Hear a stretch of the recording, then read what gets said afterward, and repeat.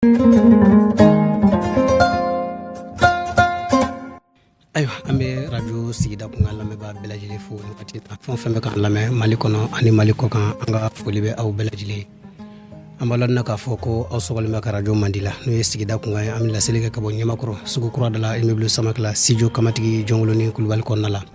o de hukumu kɔnɔna ani an ka cɛkɔrɔba ani an ka jamana kunkolo dɔ bɛ ɲɔgɔn fɛ bi an bɛna baro kɛ baro in bɛ tali kɛ ka ɲɛsin i ka dɔn k'a fɔ jɔsen fila ma n'o ye i ka dɔn k'a fɔ ɲininkali fila ye ɲininkali minnu b'an bolo bi an b'a dɔn k'a fɔ lamɛnbaw aw bɛɛ lajɛlen bɛna nimisi wasa sɔrɔ bi ɲininkali la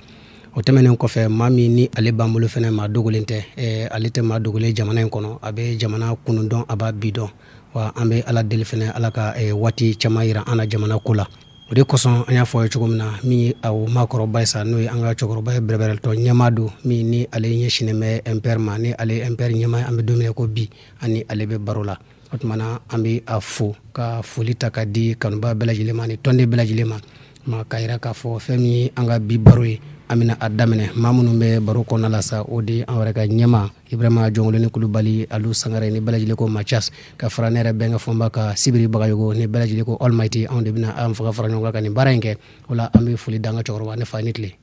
an tile nba somɔgɔw kɔni basi foyi tɛ ayiwa an b'a fɛ i k'i tɔgɔ ni jamu fɔ ani i yɛrɛ jɔyɔrɔ min b'i la jamana kɔnɔ ani i ka jɛkulu ye min ye ka se k'o ɲɛfɔ lamɛnbaaw ye bisimila. Salamu alaikum ne tɔgɔ ye Choguel ko kala Mayiga kumana siɲɛ caman radio Siguida Kunkan kan ne ye MPR mouvement patriotique pour le nouveau MPR ne y'o président ye donc aw nana baro la ka aw lamɛnbagaw k'u lafaamu ko minnu bɛ jamana kɔnɔ o diyara n ye kosɛbɛ n bɛna kuma minnu fɔ kuma minnu dɔw ye ka maliyɛnw bɔ dibi la k'u lafaamu k'u ɲɛ yɛlɛ kow dɔ kan parce que politique kumaba minnu bɛ sen na sisan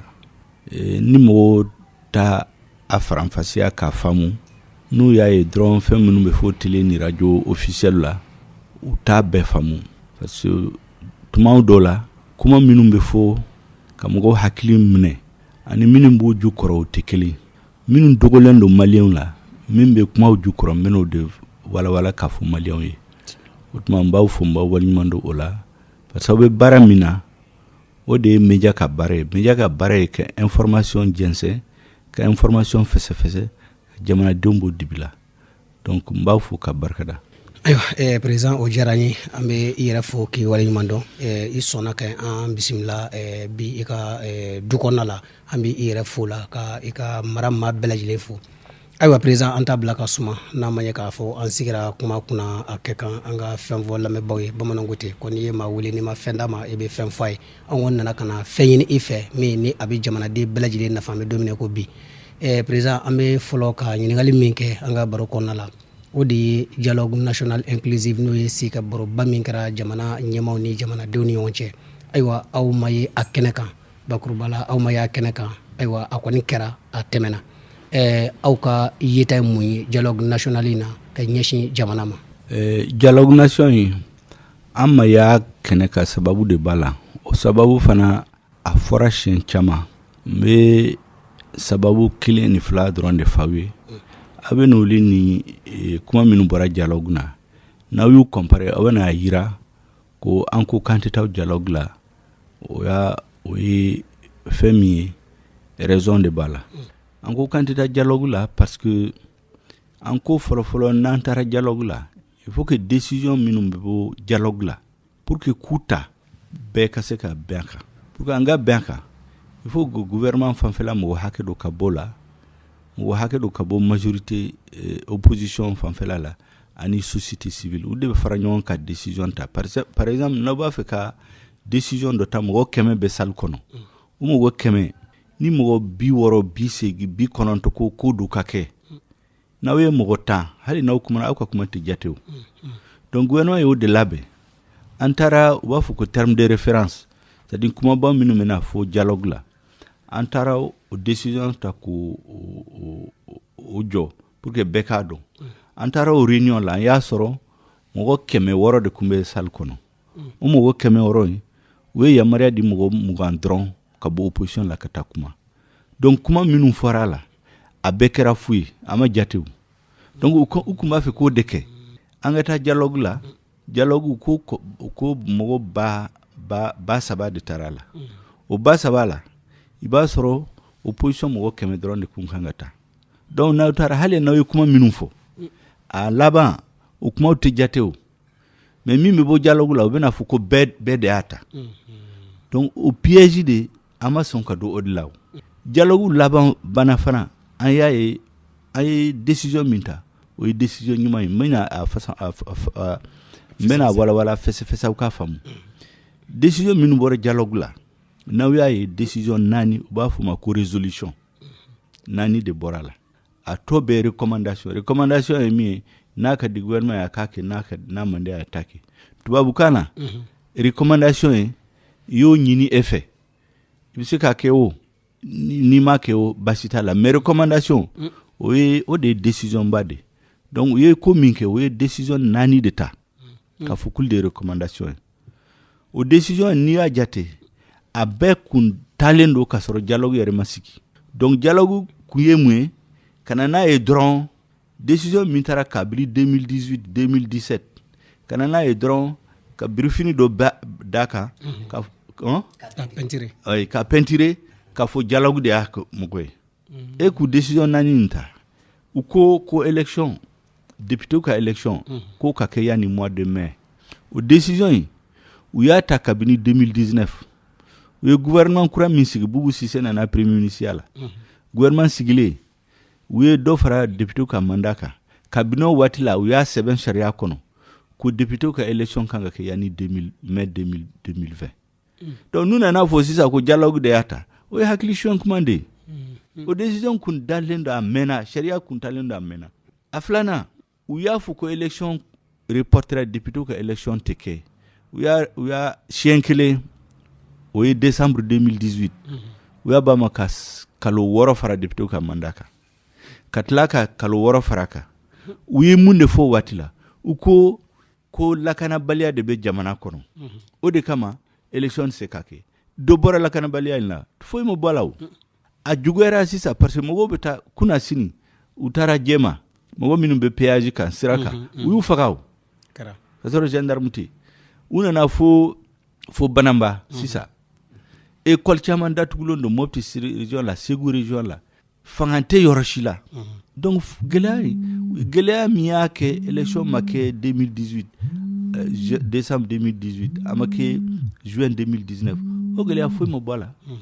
donc a bɛɛ hakili suɲɛ kuma de ne yɛrɛ t'a dɔn u bɛna mun de fɔ maliyɛnw ye sisan parce que lakanabaliya kɔni o bɛɛ senna hali sisan u ye décision filanan min ta ko constitution ka yɛlɛma jamana sariyaba yɛlɛma ka don la n'aw hakili b'a la i bɛ k'a kun b'a fɛ ka constitution falen kabini 2017 fo mankan wulila jamana kɔnɔ fa siranna y'a bila mɔgɔw wulila k'a fɔ k'olu ma sɔn mun na parce que ni yɛlɛma dɔra constitution in la u bɛna fɛn dɔ bila la min bɛ rebelle ninnu nisɔndiya n'o dɔra la dɔrɔn sariya in a laban jamana tilali o disposition de bɛna don sariya in kɔnɔ hali ni i bɛ k'a bɔra fanga la tuma min na ni président kura min nana min b'a fɔ k'ale bɛ segin a ko a tɛ se ka kɛ tuguni parce que u bɛna fɔ ko Mali constitution de y'a kɛ donc e tɛ se ka segin a ko i n'a fɔ comme ATT bɛ bɔ fanga la don min na ATT ye sariya dɔ ta le 2 mars 2012 ka région kuraw créer Tawdeni ni Menaka ani région to Buguni ni Nyoro ni région to nunu u kun b'a dɔn ko région nunu créeli gouvernement tɛ se a kɔrɔ u kun b'a dɔn mais comme mɔgɔw kun bɛ ATT kɛrɛfɛ u k'a ma ko an ka ko bɛɛ kɛ an ka région nunu créer Menaka ni Tawdeni ka créer dɔrɔn pour que Mali to kana fɔ k'olu ma sɔn an k'a fɔ k'a ye région nunu créer donc u ye sariya ta ka député hakili suɲɛ député y'a voté le 2 mars 2012 u y'a fɔ ATT n'o kɛra dɔn rébellion bɛ ban ATT ye ko bɛɛ kɛ sariya in taara le 2 mars 2012 le 22 mars ATT bina ka bɔ fanga la mais sariya in mɔgɔ si ma segin a ko tuguni rebelle nana fɔ comme sariya taara k'an ka région créer a ye n ka région d'a ma donc u ye Tawdeni ni Menaka région créer k'a sɔrɔ mɔgɔ foyi tɛ yen maintenant a dir'u ma dɔrɔn gouverneur i da bɔ mankan la fo ko sa la 2018 be wula mangam kira buguni manga kira nyoro manga kira yoro bela unana fo ku be région we gouverneur nommé gouverneur ya sigilembe Bamako région foité donc o nyogon de benake malien la tuguni ube mogo hakili shwen doni fo constitution ka voter ni constitution votera fe minu be na 7 constitution kono hali ni ibeka bora fanga la ni minana ni ko kibe sega ko ba fo kono no malien de a voter donc rebelum be min fait o de bena do constitution in kono donc comme malien yi ba 2017 manga wulila donc luka stratégie est moué mogo minu ba fo cool maçon ka dobo ka groupe la ka ministère di doma ka place di doma na hakliba la minu ye politique nyamo minu manganchi ka tema beka 2017 wulu do gouvernement la okera pour kana kuma tuguni société civile mogo minu mbese ka fo cool teso uye place di doma ka doke ambassadeur ka place di doma ka wari di doma pour que mogo minu ba fo cool teso constitution ma ka dobo la ka mogo baw be fara nyonka ka kuma nyuma fuye fo atete ere uluku ye galonda atete la pour que mogo minnu be atete fe jamana kono ku nisoja ka foko atete ka segi kana ka yira mogo la o beye ka mogo hakili shwen pour que mogo chaman ka son sisa constitution in ka teme mais min ba jukoro na temena gelea min kumbala 2017 o gelea kilinde bala na temena chini de bena do malien kono donc malien si kani sigi sini ka fo kale kunta kalama ne ba fo kabini sisa aga famude constitution ina ibeka ni rebelu ni communauté internationale kumbena ka kabini 2015 kabini 2015 kumbena ko mabe fo malien accord yere accord d'Alger où yé mi sebe malien ka signé le 15 mai aw hakilba les rebelles yu banka signé où a signé le 20 juin. Mais où est mis signé le 20 juin, il y a maïra malien là. Accord mimbali ni rebelle où a signé le 20 juin, mi a que où a signé, il y a maïra malien là. Au berebelu bolo. Donc ni conseil yelemara ou bo de na do constitution là. Na dona constitution là. Ci abana, ci likarakaba. Hali ni beka ya ka fanga ke kata, ni président kurana na ni ba foka jamana la clé.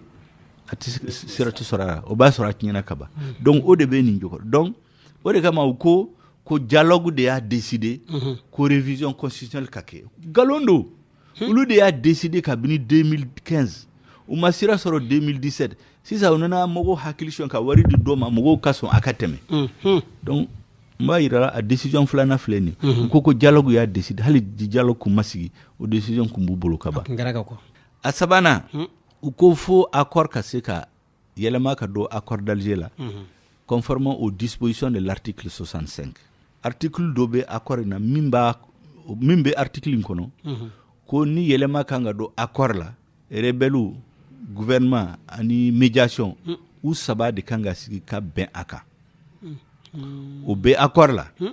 mais uma kuma wilimuna par suba don ko article droit de veto de rebelu bolo droit de veto ko yemo umo wasaba gouvernement rebelle ni communauté internationale ni kelema sama décision inteta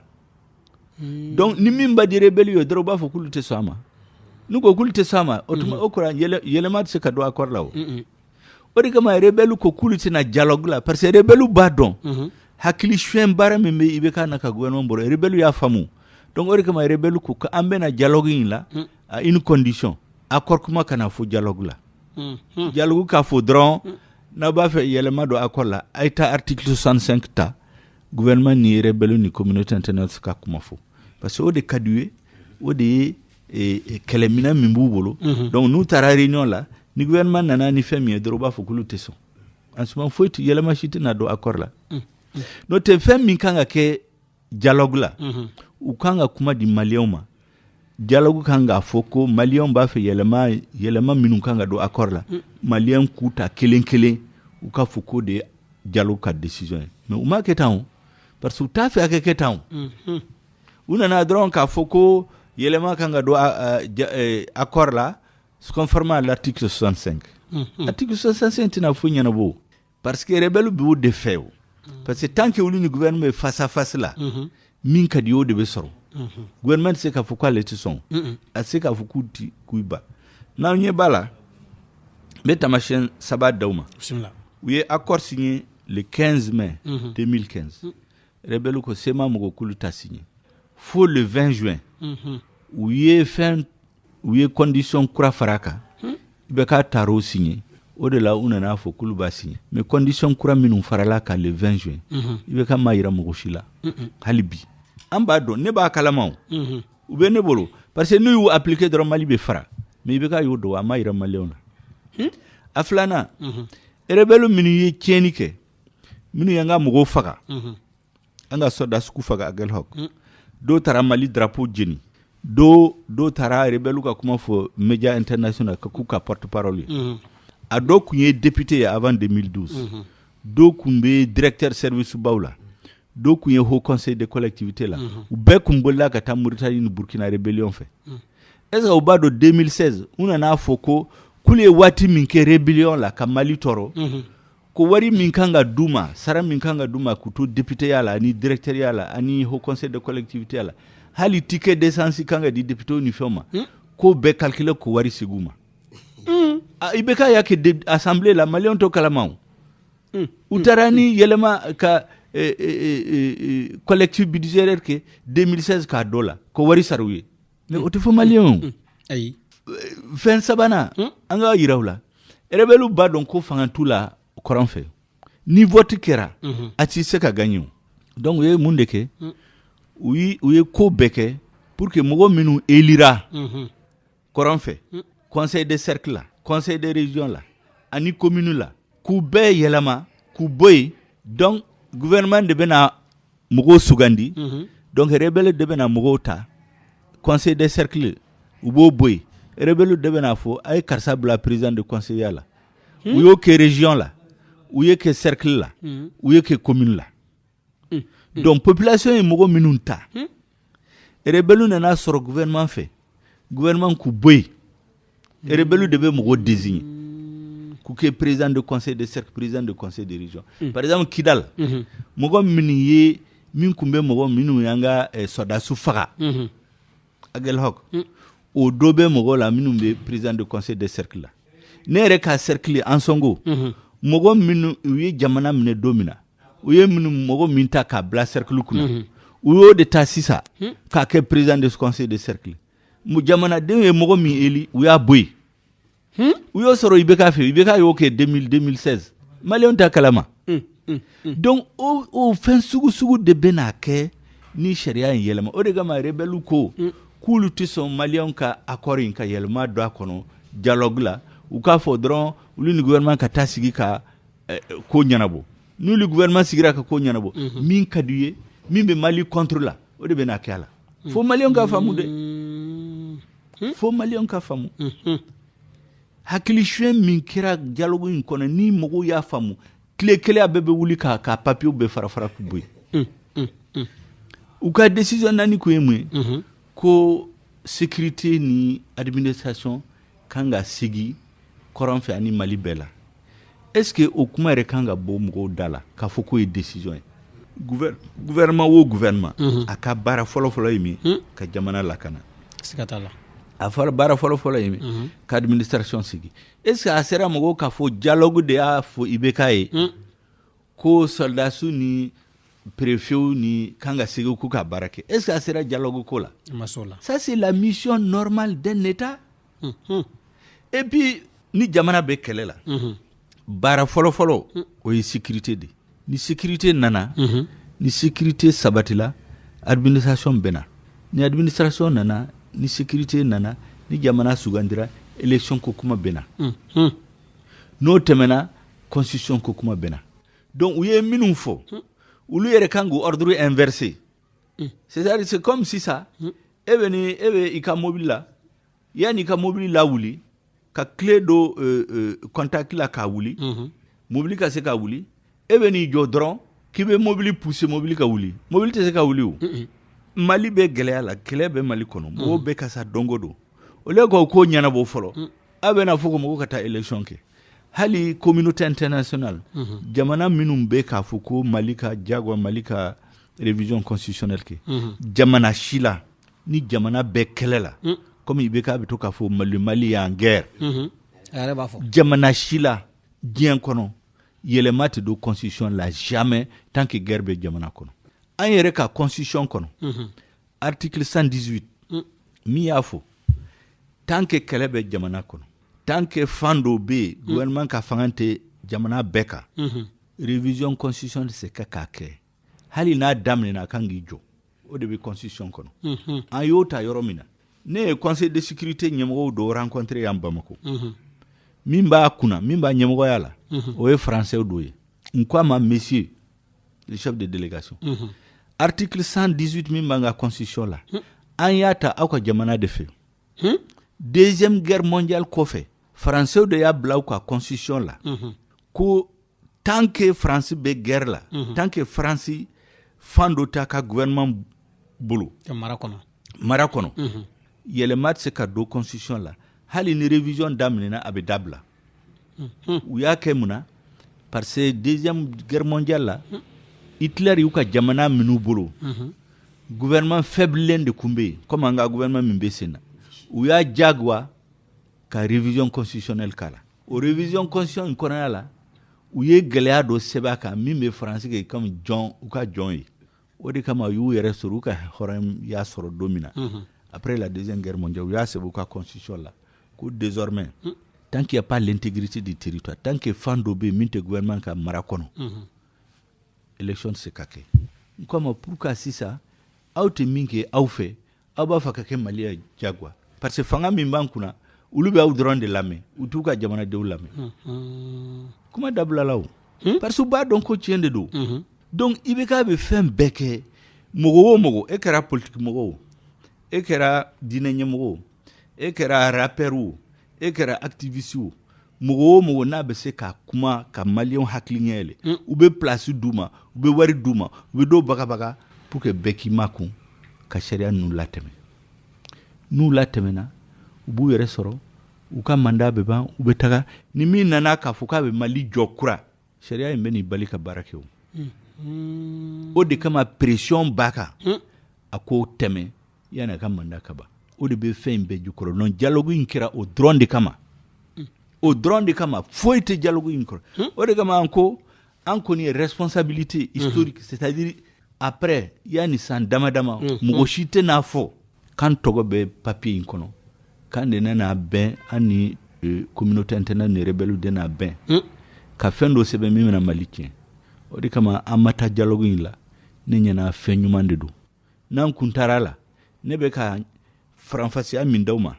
ka mɔgɔw ɲɛ yɛlɛ k'u hakili yɛlɛ kow la ne kun tɛ se k'o kɛ o parce que mɔgɔ min y'u ka wari ta n'u ka fɛn ta e tɛ se ka kuma o contre la o minnu ye mankan ci 2017 an tɛ a banna a b'a dɔn jɛkulu dɔ tun bɛ an tɛ a banna mɔgɔ min tun bɛ a ɲɛmɔgɔya la u tɛ se ka kuma bi parce que wari dir'u ma o place dir'u ma mais fɛn bɛɛ b'a nɔ la yɛlɛma foyi ma don a la sinon normalement constitution ye min de fɔ constitution ko ni yɛlɛma kan ka don constitution la mɔgɔ fila de bɛ se ka yɛlɛma in président ani député e tɛ se k'a kɛ ne tɛ se k'a kɛ donc e kɛra a kɛra président o a kɛra député o a kan k'a fɔ jamanadenw ye constitution in ne b'a fɛ ka yɛlɛma in de don a la a kɛra article 2 article 3 o yɛlɛma in a kan ka fɔ jamanadenw ye en ce moment ni jamanadenw bɛ sɔn a ma u bɛ sɔn n'u tɛ sɔn u b'a fɔ k'u tɛ sɔn mais i bɛ k'a to kɛ o a bɛ na fɔ dɔrɔn n b'a fɛ ka yɛlɛma don constitution la mɔgɔw bɛ tɛgɛrɛ fɔ ni maliyɛnw sɔnna n'u sɔnna tuma min na en ce moment min ka di u bɛ n'u saba kɔnɔ or sariya m'a fɔ nin cogo la o sariya y'a fɔ e b'a fɛ ka yɛlɛma min dɔn i kan ka fɔ tigitigi k'a fɛsɛfɛsɛ bɛɛ k'a faamu ka da kɛnɛ kan ni min bɛ sɔn a bɛ sɔn ni min tɛ sɔn a tɛ sɔn mais u m'a kɛ tan u nana fɔ dɔrɔn a ye sɔn ka yɛlɛma don constitution la mɔgɔw bɛ tɛgɛrɛ fɔ ni tɛgɛrɛ fɔra ka ban min ka di u bɛ n'o sɛbɛn o la n'a tɛmɛna a banna mɔgɔw bɛna fɔ n'an kun y'a dɔn vraiment an t'a kɛ tan c'est comme n'i ye Mopti région ni Gao ni Bankasi ninnu mɔgɔ minnu bɛ san sisan minnu bɛ taara i bɛ k'a ye 2018 mɔnɛ min b'u la se n'i y'u ye dɔrɔn u b'a fɔ ko n'an kun b'a dɔn an kan t'a kɛ mais a kɛra ka ban donc constitution ye o de bɛna kɛ ni min y'a voté n'a votera ka ban hali ni maliyɛnw nana nimisa solution wɛrɛ t'u bolo donc jamana bena ki politique ñemogo minum ba ka tegere fo sisa ay mi dialogue la peut-être à 90% yani 100 100 woro ou date kuma la tuguni a caman be place du mo beta fonctionnaire international la do buga warita ka tuga furo la peut-être do yere utina soro gien kono mais aya soro jamana tinyana ne be mise en garde de ke malien we au kana son o de kama dongo do be tele la ka mo hakili shwe be nyom fasada be kuma nyuma fo a be fude donc mimbe dialogue la odieni fo malien ka fam donc kuma ba minu be ka fo dialogue ko la odieni hakato bala sallallahu muhammad.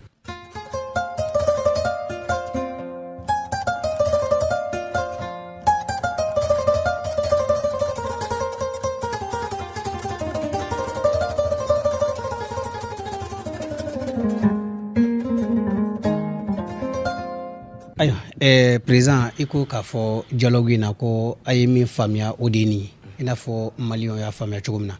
nka bi jamana ye kulu fila de ye kulu fɔlɔ ye an ka politique mɔgɔw ye an b'o de bolo kulu filanan o ye an ka diinɛmaw ye dialogue in tɛmɛnen kɔfɛ an ka diinɛmaw ni rebelliw ka ɲɛmɔgɔ ka kuma lasela u ko k'a fɔ ko olu ma a fɔ maa si ye ko da kana maga révision kuma na n'o ye accord kuma ye aw minnu ma ye a kɛnɛ kan aw ko k'a fɔ ko accord in ko a kɛcogo man ɲi rebelliw ye min fɔ an ka diinɛ ɲɛmɔgɔw ɲɛna o ye k'a fɔ ko u m'a fɔ maa si ye o kuma fila bɛ ɲɔgɔn fɔ ɲɔgɔn ya yalima e bɛ se ka mun fɔ o kuma in na. rebelliw ɲɛmɔgɔ de ye interview di o interview bɛ yen Musa Agasarid o ye ɲɛmɔgɔ dɔ don ale yɛrɛ kun ko accord min tiɲɛna k'olu ma sɔn a ma k'ale tɛna Mali la a kun bɛ Mali kɛnɛma o a nana dialogue in dɔrɔn de la a kumana interview bɛ journaux la a ko ni mɔgɔw y'a fɔ ko yɛlɛma ka don accord in la hali olu ye min bila yanni accord ka signer k'olu bɛ segin a kan donc accord in man kan ka k'a la o fɛra bɛɛ ɲɛna a filanan u ɲɛmɔgɔ dɔ mɛ olu sida tɛ o ye sema ɲɛmɔgɔba dɔ ye a ye interview di a ko k'olu nana parce que garantie dir'u ma ko accord yɛlɛma tɛna don a la dialogue kɔnɔ o bɛ yen mais olu ka kuma bɛ yɛlɛma dongo don n'u y'u ye u bɛ kuma dɔ f'i ye n'u ye karisa ye u bɛ kuma dɔ f'a ye comme diinɛ ɲɛmɔgɔw ninnu olu tɛ politique faamu olu y'u da don politique ko la k'a sɔrɔ min bɛ fɛn ju kɔrɔ u t'a dɔn olu ŋaniya ka ɲi olu ɲɛna bɛɛ ye comme olu ye k'a sɔrɔ tɔn ninnu ye une politique dangereuse u b'o de la donc n'u y'u ye dɔrɔn u b'u majigi u bɛ kuma ɲuman f'u ye u bɛ tɛgɛrɛ fɔ bon u b'a fɔ k'u sɔnna mais u bɛ min fɔ ani min b'u kɔnɔ o tɛ kelen min b'u kɔnɔ u bɛ to ka min fɔ média ye média international ani journaliste ye o dun bɛ yen u y'a fɔ ko n'a fɔra ko da ka maga accord la ko hali n'olu ye min bila k'u bɛ segin a kan a filanan ko u nana dialogue in la parce que gouvernement ye garantie d'u ma ko accord yɛlɛma accord ko kuma a tɛna fɔ dialogue in la donc n'u nana kuma wɛrɛ fɔ olu ni diinɛ ɲɛmɔgɔ ye ɲɔgɔn o ye fu kuma de o ye kuma fu de o ye ka mɔgɔw hakili suɲɛ c'est pour que aw y'a ye dɔ bɔr'u la k'a fɔ k'olu bɛ yafa ɲini maliyɛnw ma Haruna Ture m'a fɔ misiriba la ko sema ni gata mɔgɔw ko ni plateforme mɔgɔw k'u bɛ yafa maliyɛnw ma mais le même jour rebelle ma papier sɛbɛn ko a kuma na k'a ma kuma olu tɔgɔ la k'olu ma yafa ɲini mɔgɔ si fɛ mɔgɔ min b'o fɔ e bɛ se k'a sɔn ko mɔgɔw hakilina ɲuman ŋaniya ɲuman de b'a la olu bɛ pression dɔrɔn de la n'u ye pression kɛ dɔrɔn gouvernement sigi kɔ n'u ye pression kɛ gouvernement bɛ sigi kɔ o de kama u y'a fɔ ko article 65 parce que article 65 olu de gouvernement bɛna appliquer face à face la n'u bilala face à face la dɔrɔn gouvernement tɛ dossier labɛn mɔgɔ minnu bɛ taa négociation la u compétents ils sont pas compétents u b'u munumunu dɔrɔn ko hakili su u bɛ papier signer minnu ye accord in signer 2015 a si tɛ fanga la sisan ministre ninnu bɛɛ taara u dara baara wɛrɛ la mais rebelle ɲɛmɔgɔw bɛ yen minnu ye accord signé le 20 juin min dogolen don i bɛ ka taa fɛ ka yira maliyɛnw la u taara mais u ye min signé o bɛ maliyɛn o bɛ o sirilen de maliyɛn kan na mais rebelle ɲɛmɔgɔw bɛ yen les mêmes sont là les Mali changent des gens incompétents qui vont signer des papiers au nom du Mali après u bɛ place la u bɛ place d'u ma mais fɛn sirilen don maliyɛn kan na mais il faut que maliyɛnw k'a faamu on est en train de tromper les Maliens u bɛ ka Mali janfan de c'est comme min kɛra armée la san mugan an y'a kɛ an tɛ kɛlɛminɛnw san san mugan an y'a kɛ entraînement tɛ kɛ mais Maliens tora ka tɛgɛrɛ fɔ ɲɔgɔn ye le Mali c'est la démocratie fo cinquantenaire la u nana avion do pana Mali défilé ou la Malien ye tɛgɛrɛ fo k'a sɔrɔ o tanga avion ye u taara louer Libye fɛ de u taara Libye comme pour que ka mɔgɔw ka nisɔndiya comme k'a sɔrɔ kɔrɔlen ni indépendance waati sera migu bɛ défilé mɔgɔw nisɔndiya u bɛ tɛgɛrɛ fo pour que ka Malien hakili la segi o kɔrɔlen donc u taara Libye avion louer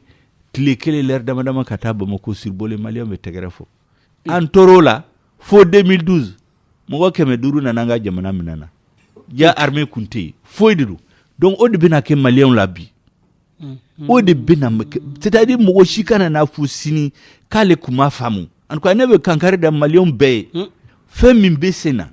janfan de sirilen don janfan de sirilen rebelle ni communauté internationale de bɛ ɲɛmɔgɔ ninnu jagoya min ka di u ko kɛ n'u ka waati tɛmɛna fɛn min bɛ sɛbɛn fɛn min bɛ kɛ hali n'i ko k'i bɛna yɛlɛma dɔ la o y'a sɔrɔ an kɛra jɔn ye an ka jamana tilala fo k'a faamu de.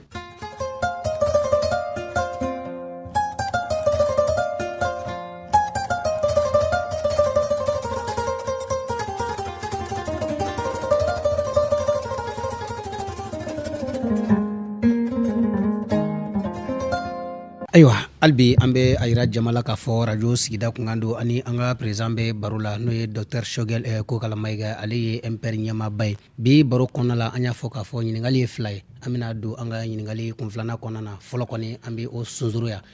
président ɲininkali filanan min na an bɛ fɛ k'a k'i la o de ye farafinna jamana 5 ɲɛmɔgɔw ni a jɛkulu ko G5 Sahel olu ɲɛmɔgɔ Faransi jamana ɲɛmaa ye wele bila u ma wele dara dugu min na Faransi ko Po a Po kɔnɔna la a sɔrɔ i yɛrɛ bɛ munumunu salo la nanzara jamana kan ayiwa ka yeta ye mun ye nin Po min na a sigila jamana ɲɛmaa 5 ɲɛmaa ni Faransi jamana ɲɛmaa ni ɲɔgɔn cɛ e bɛ se ka mun fɔ jamanadenw ye n bɛ min fɔ jamanadenw u k'a faamu o ye comme ye kuma min fɔ n bɔra kuma min na ka fɔ c'est-à-dire fɛn min bɛ yira mɔgɔw la ani min bɛ f'u ye télé ni radio la ani min bɛ kɛ kɔfɛ so kɔnɔ o tɛ kelen pour que ka Malien la faamu kosɛbɛ aw ka jateminɛ kɛ Faransa su soldat su kun bɛ yan kabini 2013 pour que kabini 2013 Macron ma fɔ k'u kana clarification kɛ a nana fanga la 2017 a ma clarification ɲini pour que a y'a fɔ sisan a y'a fɔ fada Faransi soldat su sara don min na soldat su 13 sara don min na a dimina o waati la ka sɔrɔ soldat su dɔw sara ka sisan u ka soldat su 40 de sara Mali la pour que 13 in sara a wulila ka fɔ clarification ka kɛ a filanan a b'o fɔ don min na a bɔra OTAN ka conférence la OTAN ye mun Amérique ni jamana Europe jamana u bɛ jakulu dɔ la min bɛ taa kɛlɛ kɛ yɔrɔw la u bɛ bɛn ka taa kɛlɛ kɛ yɔrɔ la par exemple u kun bɛnna ka taa Kadhafi bi ka Kadhafi faga ka Libye tiɲɛ a bɔra ka réunion la don min na a nana conférence de presse kɛ ko a bɛna Afrique jamana ninnu wele ka na k'u kana clarifier ale b'u convoquer u kana Faransi kana kan'i sɔnsɔrɔ k'a ɲɛfɔ a ye pour que u ka jamana la mankan bɛ ka fɔ Faransi kan a sabanan ye donc n'aw y'o o 2 lajɛ aw b'a bɛɛ faamu n bɛna a fɛsɛfɛsɛ aw k'a faamu min b'a jukɔrɔ Faransi nana Mali la janvier 2013 parce que Mali président de ye sɛbɛn bila ka taa ko Faransi kana Mali dɛmɛ parce que pour que aw k'a faamu pour que jamana wɛrɛ kana kɛlɛ kɛ jamana do kɔnɔ sira 2 de b'a la sira fɔlɔ e bɛ taa kɛlɛ kɛ jamana min kɔnɔ o ɲɛmɔgɔw u ka jamanadenw tɔgɔ la ka sɛbɛn kɛ ka k'i wele ka yamaruya d'i ma e kana kɛlɛ k'u ka jamana la o ye sira kelen donc n'a y'o de kɛ 2013 sira 2nan o ye conseil de sécurité ka sariya voter ka bɛ yamaruya di u ka taa kɛlɛ kɛ jamana do kɔnɔ o sira 2 de bɛ na ni mɔgɔ ye ka kɛlɛ kɛ jamana kɔnɔ Faransi nana yan 2013 jɔnkuna de y'u wele Mali tɔgɔ la Mali soldats yɛrɛ kun t'a fɛ Sanogo ninnu kun t'a fɛ dɛ Sanogo ninnu ko ni jamana wɛrɛ nana kɛlɛ kɛ Mali kɔnɔ a bɛ juguya a bɛ tiɲɛna a tɛ ɲɛ fana donc olu tɛ sɔn a ma mais comme olu ma se ka rebelle bali u ka na fɔ kɔnna u ka kuma kun tɛ lamɛn o waati la donc Mali président de ye sɛbɛn kɛ ka Faransi wele Faransi kana Mali dɛmɛ kana dɛmɛ fana résultat 2 de kan ka bɔ a la a sɛbɛnnen don a fɔra ko Mali Francis soldats manga jigi ka kɛlɛ kɛ Mali dugukolo kan. Appui aérien et en renseignement. O kɔrɔ pankulu nu hélicoptère ni avion de kan ka rebelle ci ani ka photo ta ka renseigner di Mali soldats ma o ka ta kɛlɛ kɛ. Mais olu yɛrɛ mangi sigi Mali dugukolo kan. O de bɛ sɛbɛn in kɔnɔ. Donc ka Mali dɛmɛ a ka rebelle nu jihadistes nu la pousser ku ci ku terroristes nu ku bo Mali la. A filana Mali ka autorité intégrité territoriale ka Mali fanga lase a fan bɛɛ la u nana o de la. O kɛra Konna, o kɛra Gao, o kɛra Tombouctou, u selen Kidal janfan daminɛna. France bɔra o yamaruya kɔnɔ k'a fɔ ko Mali soldats tɛ taa Kidal. Bɛɛ b'o kalama o kɔni bi Malien cité min bɛ fɔ k'a to kalama France ko Mali soldats tɛ taa Kidal. Kabini o la u ye janfan kɛ u bɔra yamaruya min dira u bɔra kɔnɔ. Bɔra dɛmɛ na. A filanan u ko k'u bɛ terroristes gɛn k'u bɔ Mali la u m'a kɛ u taara Kidal u y'u to yen. Donc u welela ku min kama u m'a kɛ min ka di u y'o de kɛ u ye fɛn wɛrɛ kɛ ko Mali tɛ taa olu ka soldats u nana ni soldats ba 4,000 4,000 u ka budget 1 milliard de francs CFA par jour tile o tile u bɛ dépense min kɛ opération Serval la o ye 1 milliard de francs CFA. Mais Mali ma libéré terroristes bɛ bɔ Mali la. Fɛn ma bɔ a la. A juguya ka taa dɔrɔn. Opération Serval a sera waati dɔ la u y'a yɛlɛma k'a kɛ opération Barkhane k'a sɔrɔ olu mɔgɔ si ma bɛn a kan. K'a fɔ ko opération Barkhane a tɛ Mali kelen concerné tuguni a bɛ Niger ni Tchad ni Mauritanie ninnu bɛɛ Burkina bɛɛ concerné. K'a sɔrɔ yamaruya ma d'u ma. Conseil de sécurité ma charia a voté k'u ka taa u kɛ. En tout cas an t'a kalama Mali gouvernement t'a kalama. Mali gouvernement fana ma mu wele k'a fɔ ko a ye Serval yɛlɛma k'a kɛ Barkhane. Niger ni Burkina ni Mauritanie ma sɛbɛn kɛ k'a fɔ a ye na kɛlɛ kɛ n ka jamana kɔnɔ. O de don. Maintenant comme olu kun sigila ni min ye a tiɲɛn'u bolo. U ka soldats ni kelen fila sara mankan tɛ wuli mais comme 17 sara ɲɔgɔn fɛ. U t'a dɔn ni siɲɛ wɛrɛ nombre wɛrɛ bɛna fara kan. Mais hakɛ min bɛna to a la. Donc mankan commencera ka wuli ka jamana kɔnɔ. Faransiw commencera ka o tuma an bɛ Mali la an bɛna yan mun na. Nakun ye mun ye. An nakun ye mun ye. An ko k'an bɛ taa terroriste kɛlɛ terroriste bɛ ka juguya. An ko Mali intégrité territoriale ka segin a ma Kidal tɛ segin Mali ma. O tuma an bɛ yan mun na. Donc députés commencera ka mankan ci Faransi. Faransi député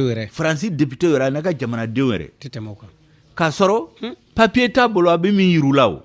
An ka jamanadenw fana wulila k'a fɔ Faransi bɛ yan k'u bɛ janfa la ko parce que u nana kɛlɛ min kɛ o kɛlɛ sira tɛ ka sɔrɔ la. Maliens bɛ ka wuli u bɛ Mali u bɛ wuli Burkina u bɛ wuli Niger ko Faransi ka taa ka bɔ yen ko Faransi ye janfa de parce que u ye janfa kelen kɛ Serval kɔnɔ u ma janfa kɛ ne ma janfa yɛrɛ o la sisan u ko Mali tɛ taa Kidal u ma rebelle kɛlɛ u bɛ terroriste kɛlɛ donc mankan bɛ wuli Mali la u ka jamana fana mankan bɛ ka wuli a la donc sisan u ka jamanadenw yɛrɛ kuma t'u da k'a f'u ye an fana kuma t'u da k'a f'an ye o de kama u ko f'an ka président ka wuli ka taa olu fɛ et puis yanni u ka taga mankan min b'u ka jamana ko o mankan ka ban olu t'a fɛ tuguni mɔgɔw k'olu critiquer an ka jamanaw kɔnɔ awɔ o de kama Niger u ye manifestation interdit ko mɔgɔw min bɛ Faransi critiquer k'olu tɛ se ka marcher Mali fana minnu marcher la président wulila k'u neni k'olu ye ko mɔgɔ minnu b'a fɔ ko Faransi ka bɔ Mali la k'olu ye Mali jugu de ye k'olu ye l'armée jugu de ye i y'a faamu ka mɔgɔw intimider maintenant u taalen pour que k'a faamu po conférence in kɔrɔ ye mun ye u ye papier de sɛbɛn k'a fɔ président ninnu a y'a signé a ye papier in signé pour que k'a yira ko aw de y'an wele aw de b'a fɛ an ka to aw fɛ fo kɛlɛ in ka ban donc sini ni mankan wulila Faransi Macron b'o de yira papier jira ka jamanadenw na u y'an wele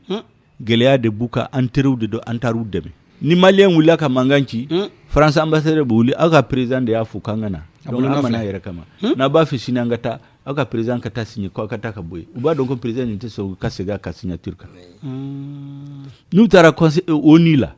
a b'o papier yira n'a taara OTAN la Europe ninnu jamana min t'a fɛ ka na u ka opération takuba in la a b'a yira u nana ɲinan fɛ yamaruya dira ma donc a ye n'an ka fara ɲɔgɔn kan ka taa terroriste kɛlɛ donc a jo ye di ni mɔgɔ y'a fɔ ko kuma wɛrɛ b'a la foyi yamaruya de ka d'u ma fɛn labɛnnen dilanlen don a bɛɛ k'a ban pewu a ye n'a tɛgɛnɔ bila la a tɔ ye k'a signé n'o tɛ n'i bɛna jamana kɔnɔ kɔni a bɛ négociation kɛ fɔlɔ u m'a fɔ ko opération ne m'a yira la k'u ye opération serval u y'a yɛlɛma k'a kɛ barika na u ma fɛn fɔ mɔgɔ si ye u ko fana k'u b'a yɛlɛma k'a kɛ takuba ye a ma fɛn mɔgɔ si ye donc an ka président bɛ taa signer dɔrɔn donc fo maliyɛn k'u fana faamu u kana sisan b'a dɔn ni président seginna ka na don o don kumaw bɛna fɔ télé la u bɛ soldats yira don o don u bɛ faransi dɔ yira min bɛ biscuit ni bonbon di denmisɛnninw ma u bɛ ni soldats bɛ patrouille kɛ ɲɔgɔn fɛ ka o bɛɛ ye ka communication de mais le fond c'est ça ayiwa donc pour k'a faamu parce que aw bɛ baara min na aw ka baara ye ka maliyɛnw la faamu ni mɔgɔw y'a ni faamuya n'u y'a faamu maintenant le reste c'est leur devoir de citoyen an fana an ka baara ye di ye hakɛto b'a la sallallahu alaihi wa sallam